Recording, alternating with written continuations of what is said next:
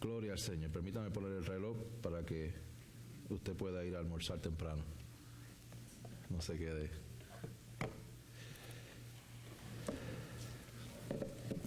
Difícilmente podemos decir que estamos viviendo un tiempo que se puede identificar un tiempo donde haya habido mayor crisis de identidad. Si hay un tiempo donde la humanidad vive confundida y perdida con respecto a quiénes son, es hoy. Tanto mujeres creyendo ser hombres, hombres creyendo ser mujeres. Ayer veía el video de una mujer que en su incapacidad mental pensaba ser una yegua. Y a veces da, no sé si ganas de reír o ganas de llorar, pero es la realidad de lo que estamos viviendo el día de hoy. Veía un video en esta semana de una muchacha colombiana que ella dice que aunque ella es de Colombia, nació en Colombia, vive en Colombia, ella no es de Colombia, ella es francesa, y que ella se siente francesa y ella es una, creo que le llaman una transnacional, algo así. Y le dicen, ¿y tú hablas francés? Y ella dice, no. ¿Pero has estado en Francia? Tampoco. Otra vez, no sabemos si reír o llorar ante la gran confusión de identidad que hay en este mundo. Lamentablemente, aún la falta de identidad y falta de claridad en nuestra identidad como cristianos también sufre un impacto con las situaciones de vida y con el diario que nosotros estamos experimentando. El texto que vamos a estar cubriendo el día de hoy tiene como principal propósito de señalar y enfatizar nuestra identidad en Cristo como hijos de Dios por el Espíritu Santo. Y no solamente recordarnos la identidad que tenemos por el Espíritu Santo, sino que también mostrarnos la manera en que vive un hijo de Dios por el Espíritu Santo. En esta mañana quiero que te grabes esta frase en la mente: si estás en Cristo. Si estás en Cristo, eres un hijo o hija de Dios que vive por el Espíritu. Eres un hijo o hija de Dios que vive por el Espíritu. Lo voy a dividir en 3 partes. Las 3 partes no son igual de amplias, una más largas que la otra. No se emocione si termino una más rápido que la otra. Puede aproximarse a una parte que es bien larga. ¿Okay? La primera parte va a estar enfocada en los versos 12 y 13 bajo el encasillado: por el Espíritu somos deudores que mortifican la carne.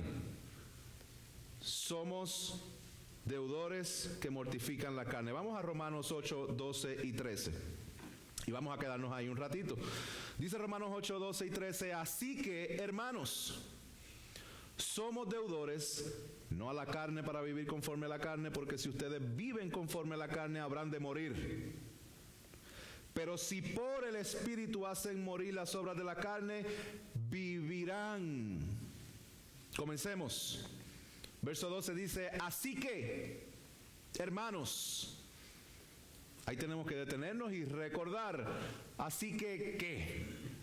Así que, ¿qué?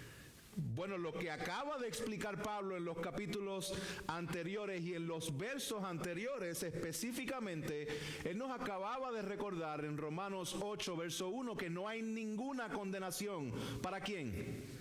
Para los que están en Cristo. No hay ninguna condenación. En esos primeros 4 versos dice: no hay ninguna condenación porque el Espíritu de Jesucristo, el Espíritu de vida en Cristo Jesús, nos ha libertado del espíritu de la carne. ¿Y quién hizo esto? Pablo se encarga de decir: Dios lo hizo, enviando a su Hijo Jesucristo. Así que no hay condenación para los que están en Cristo. Pero luego en los versos 5 al 8 nos dice que los que tienen la mente en las cosas de la carne, vivirán en la carne y son enemigos de Dios y nunca podrán agradarle. Realidades. O estamos en el espíritu o estamos en la carne, pero los que están en la carne no pueden, no hay forma de que puedan agradar a Dios. Vuelve a dar un giro y en el verso 9 al 11, él dice, pero ustedes, los que están en Cristo, tienen el Espíritu de Cristo y aunque están en un cuerpo de muerte, su Espíritu vive por su justicia y sus cuerpos mortales vivirán por el Espíritu que habita en ellos. Si ustedes son cristianos, si realmente están en Cristo, significa que el Espíritu de Cristo habita en ustedes. El Espíritu de el que resucitó a Cristo de los muertos habita en cada uno de nosotros. Así que, hermanos, somos deudores. Pastor, dijiste hace un rato que vamos a hablar de nuestra identidad, de que somos hijos. Sí, vamos a hablar de la identidad de lo que somos, pero lo primero que nos dice aquí es que por el Espíritu somos deudores. ¿Deudores a qué? Bueno, cuando hablamos de deudores estamos hablando de una persona obligada, una persona que tiene una obligación de hacer algo. Esa palabra deudores puede también ser utilizada la palabra obligación. Somos deudores, o en otras palabras, tenemos una obligación. Aquellos que tienen el Espíritu Santo, aquellos que tienen el Espíritu de Cristo, el que resucitó a Cristo de entre los muertos, aquellos que están en Cristo son deudores, tienen una obligación, no con la carne. No con la carne para nada. Este es un lenguaje que denota obligación y denota obediencia.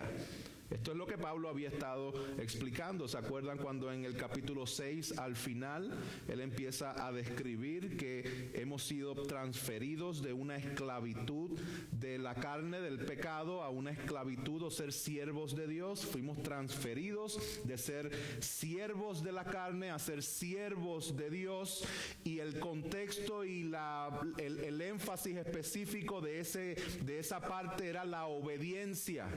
El que es esclavo de la carne, obedece la carne. El que es siervo de Dios, obedece a Dios. Esto es lo que había estado explicando en Romanos 6, 15 al 23. Y termina diciendo el verso 22, pero ahora, habiendo sido libertados del pecado y hechos siervos de Dios, tienen por su fruto la santificación y como resultado la vida eterna. Porque la paga del pecado es muerte, pero la dádiva de Dios es vida eterna. ¿Cómo paga el pecado? ¿Qué te paga el pecado? Muerte. ¿Cuál es el regalo de Dios? Vida eterna. Por lo cual Pablo está diciendo, entonces no le debes nada a la carne. Si tienes el regalo de vida eterna que Dios da por medio de Jesucristo, no le debes nada a la carne. No tienes obligación con la carne y el pecado. No le debes obediencia a la carne y el pecado. Lo leo de nuevo, verso 12, 8:12. Así que, hermanos, somos deudores, no a la carne para vivir conforme a la carne. En otras palabras, no le pagues al pecado si no le debes. ¿A quién tú le estás pagando que no le debes? ¿Alguna vez has mandado un cheque a pagar un bill que no te han cobrado? Nunca lo hacemos. Suena hasta ilógico, suena hasta ridículo. En Cristo sonaría igual de ridículo si el Hijo de Dios que ha venido para salvarnos estemos dedicados nosotros a servir y pagarle la carne.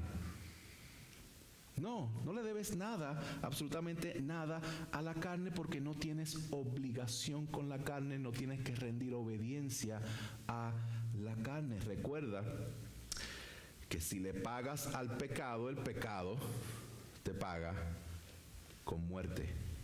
Este ha sido el mensaje que él ha estado trayendo desde el capítulo 5, capítulo 6, capítulo 7 y capítulo 8. A partir de aquí, esta dinámica de que la carne da muerte, el espíritu da vida, la carne da muerte, el espíritu da vida, aquí se detiene. Y ahora empieza a hablar de la vida en el espíritu. La novedad del espíritu, porque la carne, su paga es muerte. Lo dijo también en Romanos 7:5, porque mientras estábamos en la carne, las pasiones pecaminosas despertadas por la ley actuaban en los miembros de nuestro cuerpo a fin de llevar fruto para muerte. Romanos 8:6, porque la mente puesta en la carne es muerte. Y aquí otra vez 8:13, si ustedes viven conforme a la carne, habrán de morir. Hermanos, como creyentes, nuestra deuda no es con la carne, nuestra deuda es con el Señor. Nuestra obligación es con el Señor, nuestra obediencia es con el Señor, porque Él nos ha dado vida eterna en Cristo Jesús. Ahora, entonces, ¿cómo vive un cristiano? Ya sabemos que el cristiano es deudor, no a la carne. No le debe nada a la carne, sino obediencia y obligación al Señor. Entonces, ¿cómo se refleja, cómo se manifiesta eso? ¿Cómo se ve la vida de un cristiano que no es conforme a la carne? Bueno, el verso 13 nos dice que no es conforme a la carne, sino que, porque si ustedes viven conforme a la carne habrán de morir, pero si por el Espíritu hacen morir las obras de la carne, vivirán. Vivirán. So, aquí hay un elemento en el cual el cristiano se identifica porque vive en guerra con el pecado, mortificando las obras de la carne. Digo pues, esto es lo que dice Pablo a los Gálatas, para que tengamos más idea de las obras de la carne. Anden por el Espíritu y no cumplirán el deseo de la carne, porque el deseo de la carne es contra el Espíritu y el Espíritu contra la carne. Pues estos se oponen el uno al otro, de manera que ustedes no pueden hacer lo que deseen. Pero si son guiados por el Espíritu, no están bajo la ley. Ahora bien, las obras de la carne son evidentes. Va a haber obras de la carne que son evidentes, que se ven. Y la manera en que vive un cristiano también debe verse. Pero las obras de la carne, dice aquí, que son inmoralidad, impureza, sensualidad, idolatría, hechicería, enemistades, pleitos, celos, enojos, rivalidades, disensiones, herejías, envidias, borracheras, orgías y cosas semejantes, contra las cuales les advierto, como ya se lo he dicho antes, que los que practican tales cosas no heredarán el reino de Dios. Por tanto, un creyente no vive conforme a la carne, sino que está activamente en guerra con el pecado, activamente mortificando el pecado, haciendo morir. Aquí hay un lenguaje literalmente de violencia, de hacer morir. ¿Qué vas a hacer morir? No a la persona que... No estoy hablando de eso. Hacer morir el pecado. El pecado. Dice, pero si por el Espíritu hacen morir las obras de la carne, vivirán. Si por el Espíritu hacen morir la carne, las obras de la carne, vivirán. Sí denota cierta condición, ¿no? ¿Será que la vida eterna depende de que haga morir las obras de la carne?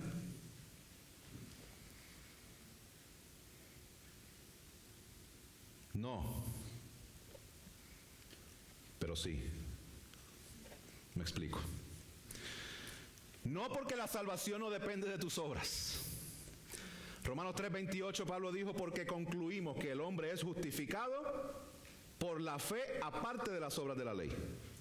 Nadie es salvo por sus obras. Nadie es salvo porque el Señor dijo, wow, qué manera de mortificar el pecado, lo hiciste excelente, te ganaste la salvación. No, en ese ámbito la salvación es solamente por medio de la obra redentora en Jesucristo y la obtenemos por medio de la fe. ¿Ok? Ahora, sí, porque estar activamente mortificando el pecado es una señal de que tienes vida y que el Espíritu está en ti. Por tanto, la ausencia de la lucha con el pecado en la vida de una persona que se llama ser creyente pudiera ser la muestra o la evidencia de que realmente no tiene vida en Cristo. En el momento, hermanos, en que nosotros somos justificados, cuando venimos a la fe, cuando recibimos vida en Cristo, en ese momento en que nacimos de nuevo, en ese preciso momento pasamos de muerte a vida, de las tinieblas a la luz, de ser hijos del diablo a ser hijos de Dios. Por tanto, la justificación es obra que Jesucristo nos otorga como un regalo, y por medio de eso nos otorga también dos relaciones nuevas. Nos da una nueva relación con Dios. Como les dije, éramos enemigos, pero ahora somos hijos. Rebeldes, ahora somos sus siervos. Estábamos en guerra, pero ahora tenemos paz. Podemos cantar lo que cantamos hace un rato: estoy bien con mi Dios. Pero también tenemos una nueva relación con el pecado. Antes eras siervo del pecado, pero ahora estás en guerra con el pecado. Y de esta nueva relación con el pecado que tiene el creyente es la que Pablo se está haciendo referencia aquí. El pecado que amábamos es el pecado que ahora en Cristo odiamos. Ya no disfrutamos del pecado, sino que el pecado nos entristece, nos hace caer, sentimos la separación de Dios. Ya no estamos en comunión con el pecado. Ya no tratamos al pecado como si fuera un bebecito nuestro, que no queremos que nadie se nos acerque, que nadie nos diga cuán feo es, porque lo defendemos, ¿verdad?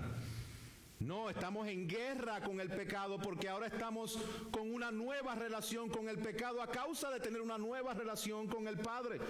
Debido a que somos hijos de Dios, automáticamente estamos en guerra con el pecado, y este proceso de luchar y matar, hacer morir el pecado, es lo que se llama la mortificación.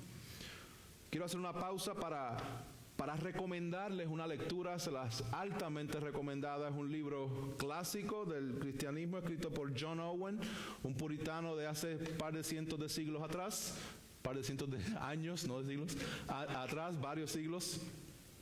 Y John Owen escribió un libro que se llama La mortificación del pecado, y se lo recomiendo a todos.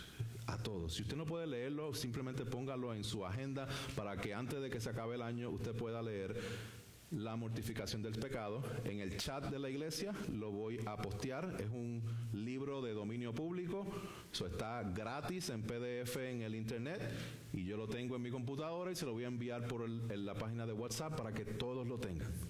Amén. Él dice lo siguiente. En ese libro, estoy adelantando, dando un preview. Él dice: la mortificación del pecado es una parte esencial en este proceso de santificación. Si no estamos siendo santificados por Dios, es porque no vamos a ir a la gloria.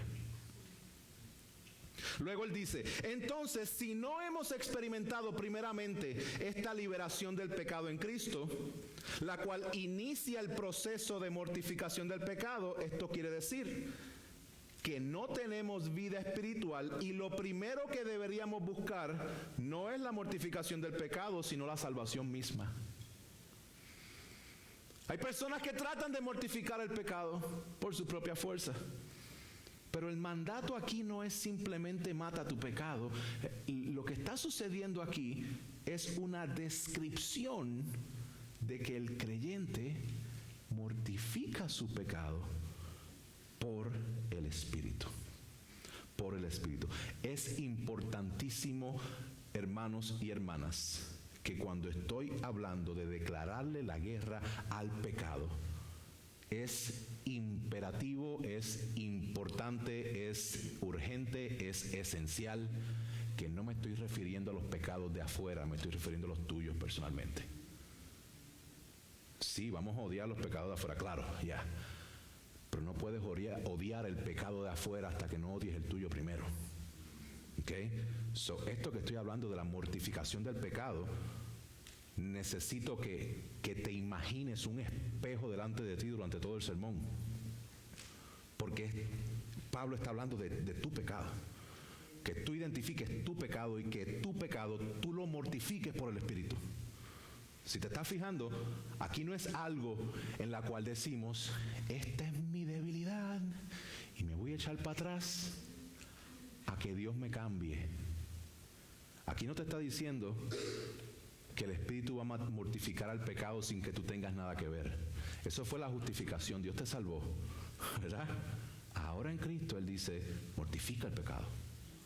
Mortifica el pecado. Pero no con tu fuerza, no con los medios incorrectos, sino por el Espíritu.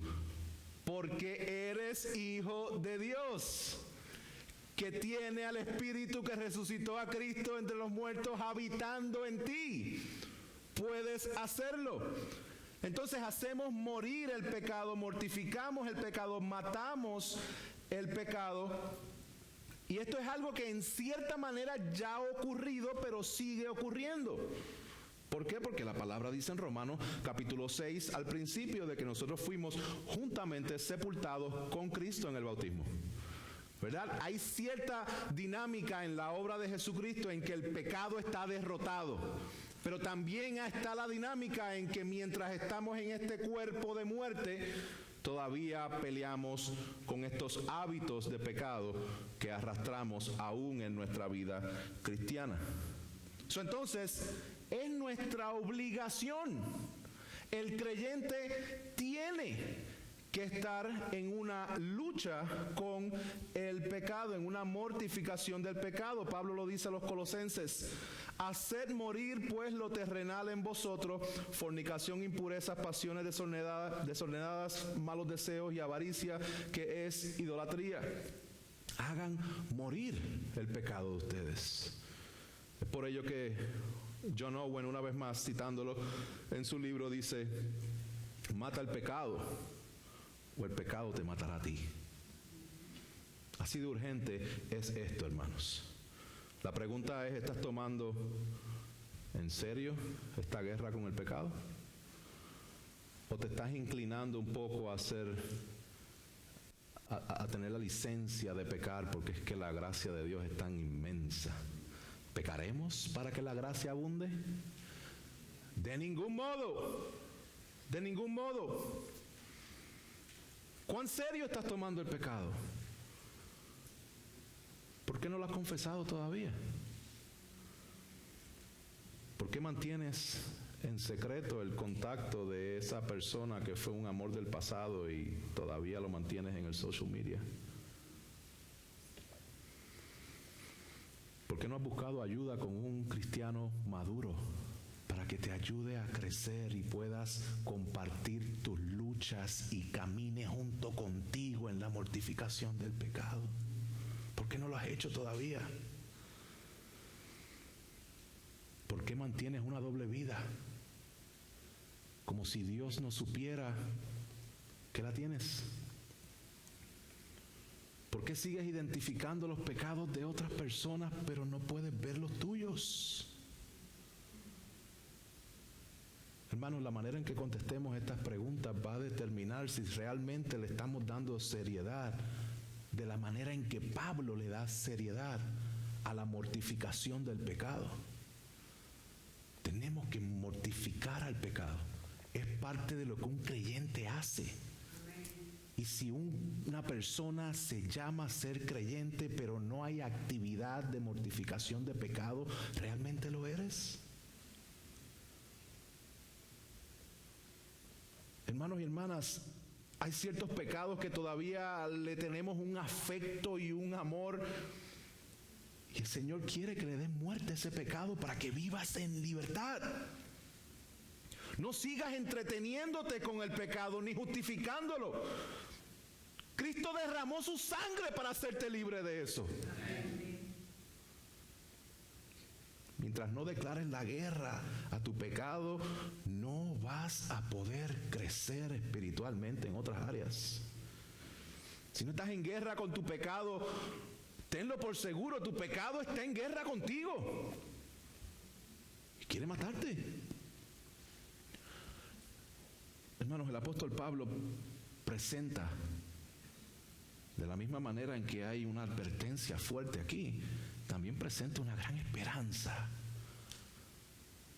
Y dice que los que hacen morir las obras de la carne por el Espíritu, vivirán. Vivirán. No necesariamente diciendo, vivirán en la vida eterna. Sí, pero vivirán ahora. Me acuerdo las palabras de Pablo en Efesios capítulo 1, verso 3. Bendito sea el Padre de Dios, nuestro Señor Jesucristo, que nos bendijo con toda bendición espiritual en los lugares celestiales en Cristo. A veces no vemos ninguna bendición espiritual porque no estamos activos en la guerra contra el pecado, ¿verdad? Hermanos, la verdadera vida plena la vivimos en Cristo, no cuando estamos tratando de vivir una vida cristiana lo más pegadito del pecado posible. No, aléjate. Aléjate del pecado y aléjate de aquello que pudiera acercarte al pecado, y aquello que pudiera acercarte a lo que pudiera acercarte del pecado, aléjate también. Para que vivamos una vida plena. Esto es lo que el apóstol Juan dijo. Y el testimonio es este, que Dios nos ha dado vida eterna, y esta vida está en su Hijo. El que tiene al Hijo tiene la vida eterna, el que no tiene al Hijo no tiene la vida. Pablo lo dijo al principio del libro de Romanos. Porque en el Evangelio la justicia de Dios se revela por fe y para fe, como está escrito, mas el justo por la fe vivirá. Vivirá. Hermanos, como creyentes debemos vivir como creyentes. Y si no vivimos como creyentes, ¿realmente somos creyentes? Pero hay veces en que somos creyentes, pero estamos confundidos con la identidad de lo que somos como creyentes. Hay veces en que no entendemos las cosas. Recuerdo cuando tenía alrededor de 18 años, donde yo anhelaba y hacía todo lo posible por irme de la casa de mis padres. Y quería vivir fuera, ignorando la bendición que tenía adentro. Y yo quería fuera porque quería ser libre. Y buscaba una libertad que me proveyera una autonomía para yo poder tomar decisiones y hacer lo que me diera la gana. Que nadie me dijera lo que tengo que hacer, porque esa es la libertad. Ser cristiano, no, ser cristiano es un chorro de reglas y de cosas que tengo que hacer. No. Distorsión completa con respecto a quién era. Ya quisiera yo vivir en una casa donde yo no tenga que pagar biles. Ya quisiera yo, hermanos, que yo pueda ir a la cocina y yo me acuerdo ir a abrir la cena y habían unas galletas que a mí me gustaban con queso que mami compraba, y yo nunca pensé en esto, pero esas galletas se acababan y a los 2 o 3 días otra vez estaban ahí. Yo no sé quién las metía ahí. Bueno, sí sé quién las metía ahí. Pero yo nunca me preocupé por que esas galletas estuvieran ahí. Hermanos, a veces nosotros vivimos la vida cristiana ignorando las bendiciones que tenemos en estar en Cristo, y estamos anhelando cosas y entreteniéndonos con cosas y estando cerca de cosas que lo que buscan es cortarnos la cabeza. La verdadera vida es en Cristo. Transiciono con una cita de John Stott. Él dice: según Romanos 8, es solamente dando muerte a nuestros malos hábitos o acciones que experimentamos la plenitud de vida de los hijos de Dios. De modo que tenemos que redefinir tanto la vida como la muerte. Lo que el mundo llama vida, una deseable gratificación de uno mismo, conduce a la separación de Dios, que en realidad es muerte, mientras que el dar muerte a todo el mal que percibimos en nosotros, lo que el mundo ve como la negación no deseable de uno mismo, es en realidad el modo de alcanzar la vida auténtica. Hermanos, la obra del Espíritu Santo nos apunta a Cristo, nos convence de pecado y nos guía por medio de la palabra misma a Dios a vivir una vida plena de verdad. Pero ¿cómo lo hago, pastor? Ya me convenciste de que hay que pelear con el pecado, ya me enrollé las mangas, ya me pinté la cara como Rambo, vamos a la guerra, vamos a pelear. Pero realmente, ¿cómo lo hacemos? No con tu fuerza, sino por el Espíritu. Por el Espíritu. ¿Cómo es esto? dando muerte a todo hábito de pecado, a cualquier práctica que nos pudiera llevar al pecado, todo pecado que nos asedia. Pensemos, escucha bien, considerando que la lucha con el pecado no termina hasta nuestro último suspiro. ¿Qué tipo de vida tendrías si lo único que tú haces como cristiano es mortificar al pecado? Primero, no sería posible, para estar claro con eso, porque te quedarías sin fuerza. Si lo único que tú haces como cristiano es pelear con el pecado, te vas a quedar sin fuerza, porque no es por tu fuerza, es por el Espíritu. Y número dos, si eso es lo único que tú haces como cristiano, pelear con el pecado, lamentablemente vas a ser la persona más amargada del mundo. La persona que está en contra del pecado. Y yo no hago esto, y yo no hago aquello, y yo no. Hermanos, mortificar la carne por el Espíritu no es solo ir al campo de batalla a pelear. Mortificar la carne en el Espíritu sí es cortarle la cabeza a tu pecado, es parar esos hábitos de pecado, pero es estar también en los lugares de delicados pastos donde el buen pastor te hace descansar. Mortificar el pecado también es importante que entendamos que es estar junto con Él en las aguas de reposo. Es caminar de su mano en los senderos de justicia. Es estar quietos en el valle de sombra y de muerte porque Él está contigo. Hermanos, es permanecer morando en la casa del Señor por largos días. Lo que nos permite hacer las obras de la carne es que recordemos lo que somos en Dios, logrado por la obra redentora de Dios en su Hijo Jesucristo, por medio del Espíritu Santo que ahora habita en nosotros. ¿Se dieron cuenta cómo está la Trinidad presente ahí? Es la obra de Dios, por su Hijo, por el Espíritu Santo que está en nosotros. Somos justificados. ¿Cuánto tiempo realmente estamos dedicando para nosotros conocer quién es Dios y conocer lo que Él ha hecho por nosotros? Todos son justificados gratuitamente por su gracia, por medio de la redención que es en Cristo Jesús. Recuerda lo que la palabra dice de ti, que estás en Cristo. Por tanto, habiendo sido justificados en la fe, tenemos paz para con Dios. El amor de Dios ha sido derramado en tus corazones. Sabemos esto, que nuestro viejo hombre fue crucificado con Cristo para que nuestro cuerpo de pecado fuera destruido, a fin de que ya no seamos esclavos del pecado. Lo que estoy leyendo lo estoy diciendo porque esto es lo que nos describe como personas que estamos en Cristo.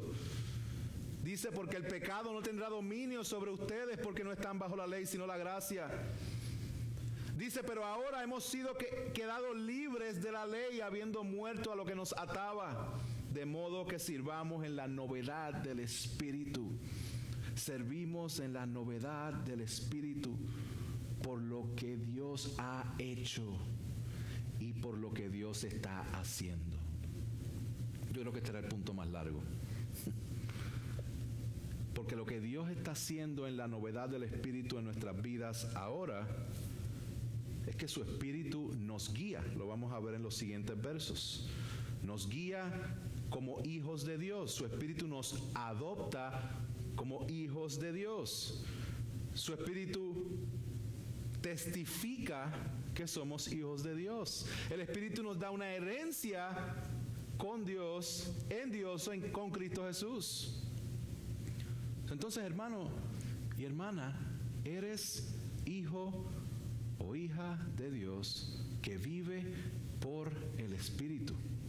Y lo primero que recuerda es que no le debes nada a la carne, sino que hay una guerra activa que vamos a estar peleando todos nosotros por el Espíritu. Veamos qué más hace el Espíritu. Segunda sección, lo que el Espíritu Santo está haciendo.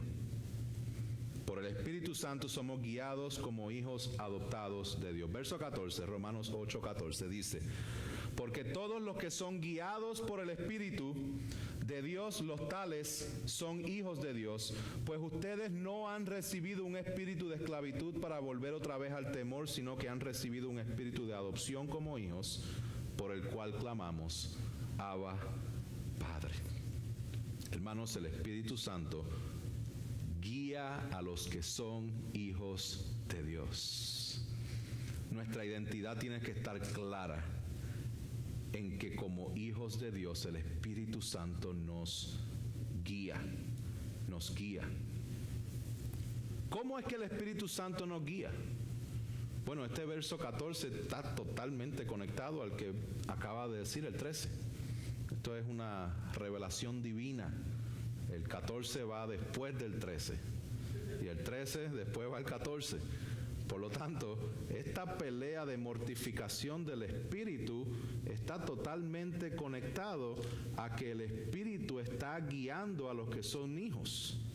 Y si lo leemos de abajo hacia arriba, vamos a estar leyendo que el Espíritu Santo nos guía porque somos hijos a mortificar al pecado. Parte de la guianza del Espíritu Santo es que el Espíritu Santo nos guía a esa mortificación de pecado. No es lo único que nos guía, porque como les dije, no es solamente mortificar al pecado, tenemos que alimentarnos de la palabra de Dios. Ahora, no confundas la guía del Espíritu Santo con el misticismo. No confundas la guía del Espíritu Santo con el Dios me dijo. Que Dios me dijo, Dios me habló. Sí, hermanito, pero la palabra dice, no, tranquilo. La letra mata. Dios me dijo, mucho cuidado con el Dios me dijo. Ten mucho cuidado con el Dios puso en mi corazón. Dios puso en mi corazón. Si Dios puso en tu corazón, asegúrate que Dios lo puso. Porque muchas veces hablamos en nombre de Dios, que Dios puso esto en mi corazón. Y si Dios puso en tu corazón, ¿quién se va a ir en contra de eso? Dios puso esto en mi corazón. Pues dale, porque si Dios puso en tu corazón, ¿cómo voy a decirle en contra de Dios? ¿Verdad? El Espíritu Santo me mostró. Son formas que a veces nos comprometemos o comprometemos la palabra de Dios. Sí, porque el Espíritu Santo me guía. Hermanos, ciertamente el Espíritu Santo nos guía, ciertamente el Espíritu Santo pone impresiones en nuestra vida, en nuestro corazón, para darnos dirección, para tomar decisiones, para hacer diferentes cosas, pero que quede bien claro, la dirección y guianza del Espíritu Santo nunca va a contradecir su palabra. Dios no te va a guiar por el Espíritu Santo a hacer algo que Él no mandó aquí. ¿Ok? Entonces tengamos mucho cuidado a eso era que me refería con el misticismo, no, es que Dios me habló a mí. Cuidado, si te habló a ti, compruébalo por la palabra. ¿Ok? Ahora, continuemos. Recordemos la manera en que el Espíritu Santo va a estar obrando en nuestras vidas. Todos somos, la mayoría estamos familiarizados con Efesios capítulo 6 y la armadura del creyente. Les voy a leer parte. Por tanto, tomen toda la armadura de Dios para que puedan resistir el día malo y habiendo hecho todo, estar firmes. Estén pues firmes, ceñida su cintura con la verdad, revestidos con la coraza de justicia y el calzado de los pies con la preparación para anunciar el evangelio de la paz. Sobre todo, tomen el escudo de la fe con el que podrán apagar los dardos del enemigo del maligno. Tomen también el casco de la salvación. Hasta aquí todo es jugando defensa.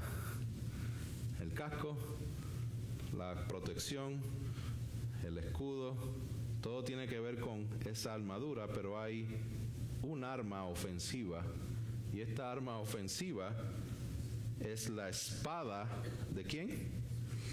Del Espíritu, que es la palabra de Dios.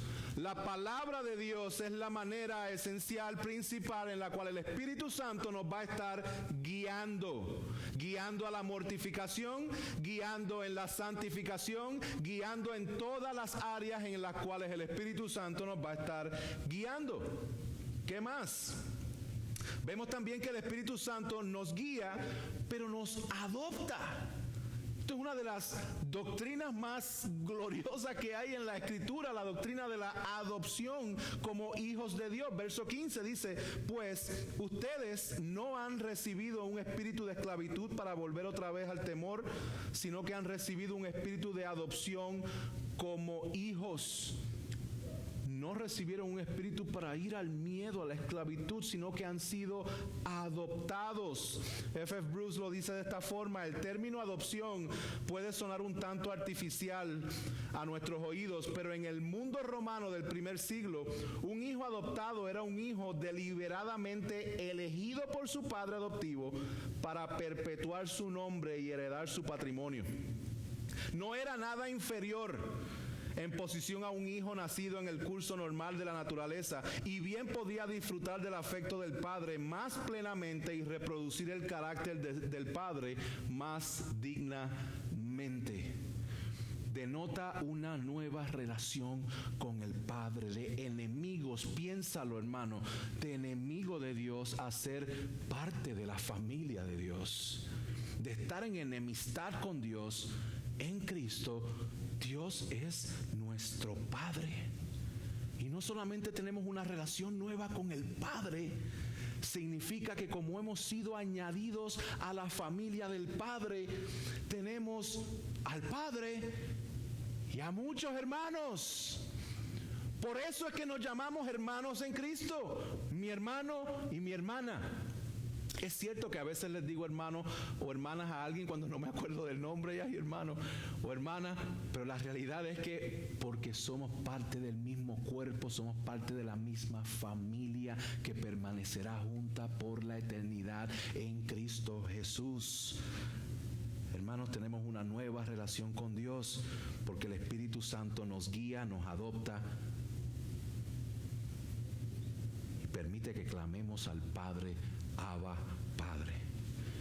Esto es interesante, hermanos, porque Abba, Padre, muchas veces se presenta como una manera bien peculiar, o una manera de niño poder decir papi, poder decir papito, mi papito, ¿verdad?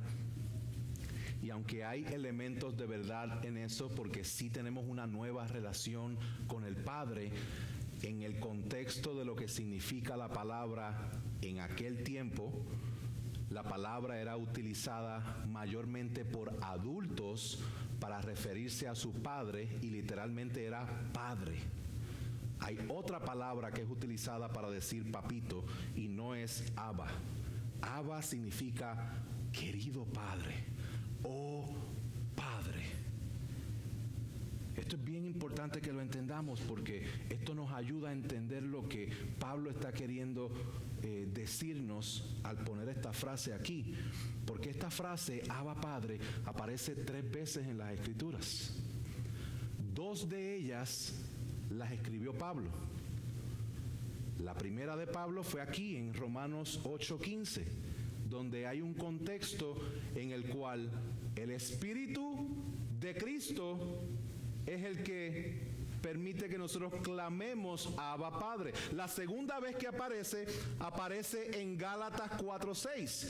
Y mira lo que dice Gálatas 4:6. Y porque ustedes son hijos, Dios ha enviado al Espíritu de su Hijo a nuestros corazones clamando Abba Padre. En ambos contextos en que esta palabra es utilizada por Pablo, en ambos contextos hace referencia a un clamor que el Espíritu de su Hijo hace por medio de nuestro. La pregunta es, ¿cuál es esa tercera ocasión en que aparece la palabra Abba Padre? Pues esa tercera ocasión es literalmente el clamor del Hijo Jesucristo en el Getsemaní, cuando Él dijo al Padre: Abba, Padre, para ti son todas las cosas posibles, aparta de mí esta copa, pero no sea lo que yo quiero, sino lo que tú quieras.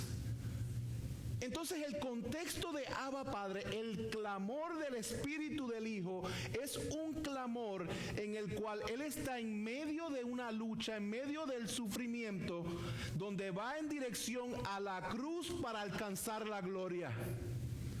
Por eso es que el Señor nos llama a ti y a mí a que mortifiquemos el pecado, y no va a ser fácil. Nos llama a que mortifiquemos el pecado y nos va a doler. Y nos llama a que si alguno quiere venir en pos de mí, niéguese a sí mismo, tome su cruz y sígame.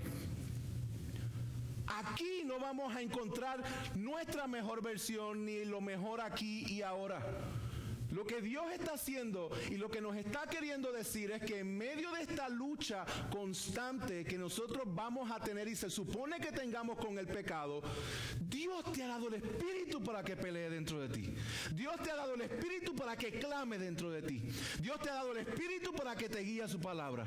Dios te ha dado el Espíritu para que tú puedas dar pasos firmes en el Señor y puedas crecer en Él. Porque nosotros somos peregrinos y extranjeros que vamos a la tierra prometida. Esto es lo que el Señor está haciendo. Entonces, ¿qué significa clamar Abba Padre en oración? Me encanta como lo dijo Matt Anderson. Él dijo, significa que tú no eres Aladino y Dios no es el genio de la lámpara. Pero tampoco eres un siervo que debe temer hablar a su amo. Tú eres un hijo. Y por medio del sacrificio de nuestro Señor en la cruz, tú puedes clamar Abba Padre. Tú puedes expresar todos tus deseos con sinceridad, mientras también sometes la respuesta a ellos en las manos de tu Padre, deseando su voluntad, sobre todo porque siempre su voluntad será mejor que la nuestra. Siempre. Hermanos, eres un hijo de Dios que vive por el Espíritu. Y el último punto, lo que el Espíritu Santo hará. Por el Espíritu Santo somos hijos herederos que padecen a fin de ser glorificados con Él. Veamos, versos 16 y 17. El Espíritu mismo da testimonio a nuestro espíritu de que somos hijos de Dios. Y si somos hijos, somos también herederos, herederos de Dios y coherederos con Cristo, si en verdad padecemos con Él, a fin de que seamos glorificados con Él.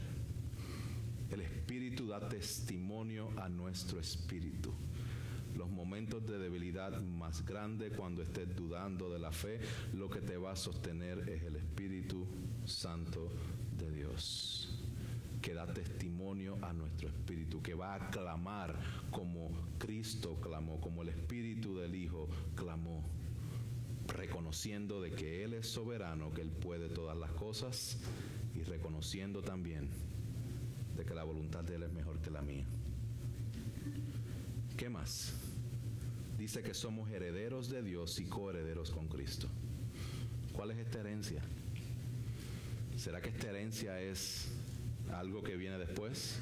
¿Será que esta herencia son las mansiones? Hermanos, la herencia es Dios mismo. Lo que nosotros tenemos acceso en Cristo por el Espíritu Santo es a Dios mismo.